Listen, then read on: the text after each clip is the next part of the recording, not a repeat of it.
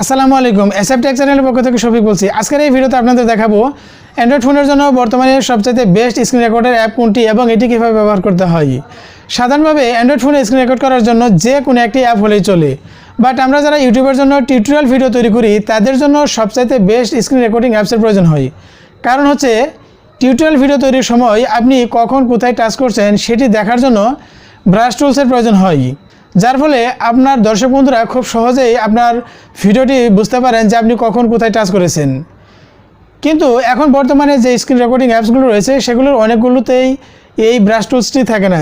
তো আজকের এই ভিডিওতে আপনাদের সাথে ঠিক এরকম একটি চমৎকার স্ক্রিন রেকর্ডিং অ্যাপস নিয়ে কথা বলবো, যেটি আমি নিজেও ব্যবহার করি। আশা করি আপনাদেরও সেই স্ক্রিন রেকর্ডিং অ্যাপসটি ভালো লাগবে। তো বন্ধুরা, চলুন অ্যান্ড্রয়েড মোবাইলে কীভাবে এই স্ক্রিন রেকর্ডিং অ্যাপসটি ব্যবহার করতে হয় সেই বিষয়টি সরাসরি মোবাইল স্ক্রিনে গিয়ে তা দেখে আসি। অ্যান্ড্রয়েড মোবাইলের স্ক্রিন রেকর্ড করার জন্য প্রথমে প্লে স্টোরে গিয়ে এক্স রেকর্ডার লিখে সার্চ দিলেই এক্স রেকর্ডার অ্যাপসটি চলে আসবে। এরপর আপনি জাস্ট ইনস্টলের উপর ক্লিক করে এই অ্যাপটি ইনস্টল করে নেবেন। এরপর প্রথমবার ওপেনে ক্লিক করার পর অ্যালাওয়ে ক্লিক করে আপনাকে পারমিট ড্রয়িং আদার অ্যাপসটাকে ডিজেবল থেকে ইনেবল করে দিতে হবে। আমার যেহেতু এই অ্যাপ্লিকেশনটি আগে থেকে ইনস্টল করা আছে, তাই আমি সরাসরি অ্যাপ্লিকেশনটাতে গিয়ে এর উপর ক্লিক করে দিলাম। ক্লিক করার পর আপনার সামনে ঠিক এরকম একটি ইন্টারফেস চলে আসবে।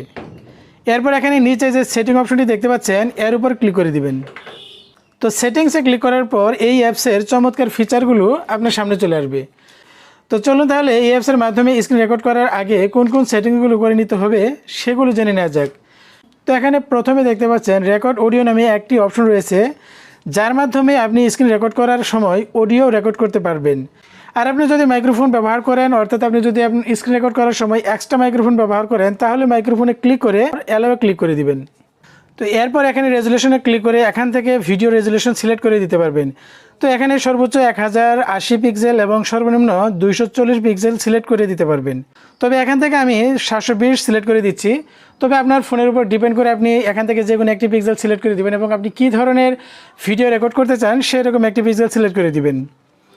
এরপর এখানে কোয়ালিটি এবং FPS নামে আলাদা দুটি ফিচার দেখতে পাবেন, যেগুলো থেকে আপনি আপনার ইচ্ছে মতো MBPS বা FPS কোয়ালিটি বেছে নিতে পারবেন।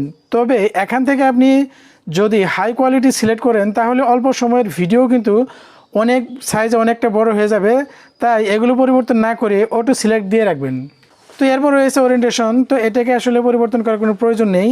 তো এরপর এখানে মোস্ট ইম্পর্ট্যান্ট সেটিং হচ্ছে সেভ লোকেশন, অর্থাৎ স্ক্রিন রেকর্ড করার পর সেই ভিডিওটাকে আপনি ফোন মেমোরিতে সেভ করতে চান নাকি মেমোরি কার্ডে সেভ করতে চান, এখান থেকে সিলেক্ট করে নিতে পারবেন। তো আমার এখানে যেহেতু আমি শুধুমাত্র ফোনের ইন্টারনাল মেমোরি ব্যবহার করছি, তাই এখানে কিন্তু এক্সটার্নাল মেমোরি নেই। যদি আপনি এক্সটার্নাল মেমোরি কার্ড ব্যবহার করেন তাহলে এখান থেকে কিন্তু আপনি সেই মেমোরিটা সিলেক্ট করে দিতে পারবেন। এরপর একটু নিচে চলে আসলে কন্ট্রোল সেটিং নামে একটি সেটিং অপশন দেখতে পাবেন, যেখানে রেকর্ডিং মোডটাকে নর্মাল মোডে রেখে দিবেন। আর কাউন্টডাউন বিফোর স্টার্টে ক্লিক করে 3S বা 3 সেকেন্ড সিলেক্ট করে দিবেন, যেটি ভিডিও রেকর্ডিং স্টার্ট করার পর কাউন্টডাউন করে আপনাকে জানানো হবে যে ভিডিও রেকর্ডিং স্টার্ট হচ্ছে। তো এরপর একদম নিচ থেকে keep recording when screen is of, এটাকে আপনি টিক মার্ক দিয়ে দিবেন। অর্থাৎ আপনি যদি এটাকে যদি আপনি ডিজেবল থেকে ইনেবল করে দেন, তাহলে আপনি ভিডিও রেকর্ড করার সময় আপনার ফোনের স্ক্রিন যদি অফ হয়ে যায় তারপরে কিন্তু ভিডিও রেকর্ডিং চলতে থাকবে। সো এখানে আপনি এই recording when screen is of এই অপশনটাকে আপনি ডিজেবল থেকে ইনেবল করে দিবেন। তো এরপর আরেকটু নিচে চলে আসলে টুলস নামে আরেকটি অপশন দেখতে পাবেন, যেটি এই অ্যাপসের সবথেকে গুরুত্বপূর্ণ এবং অত্যন্ত চমৎকার ফিচার।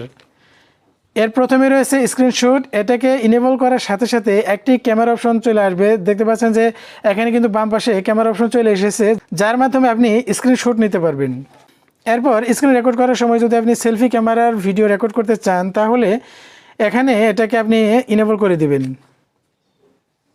তো এরপর রয়েছে ব্রাশ টুল, যার মাধ্যমে ভিডিও রেকর্ড করার সময় ব্রাশ টুল ব্যবহার করে ভিডিওর কোনো একটি অংশকে দেখানো হয়। ত্রিভুজ, বৃত্ত এবং তীরের মতো বেশ কয়েকটি টুলস রয়েছে, যেগুলো আপনি আলাদা আলাদাভাবে ভিডিওর কোনো একটি অংশকে সুনির্দিষ্টভাবে দেখানোর জন্য এগুলো ব্যবহার করতে পারবেন। তো এছাড়াও এখানে কালার অপশনে ক্লিক করে ব্রাশ বা পেন্সিলের জন্য আপনি বিভিন্ন রঙের কালার সিলেক্ট করে নিতে পারবেন।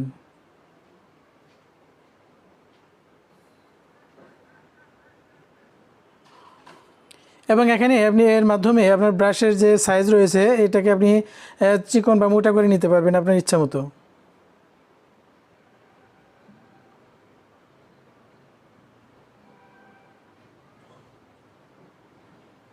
তো এরপর রয়েছে শো টাচ, এখানে ক্লিক করে দিলে আপনার সামনে ঠিক এরকম একটা ইন্টারফেস চলে আসবে। তো এখানে অ্যাকচুয়ালি আপনি যখন স্ক্রিন রেকর্ড করবেন তখন আপনি কোথায় কোথায় টাচ করছেন সেটি কিন্তু আপনাকে ভিডিওতে শো করবে। তাই এখানে আপনি এটাকে ইয়েস আই ক্যান বা ইয়েস আই এম ইন এখানে আপনি ইয়েস করে দিবেন।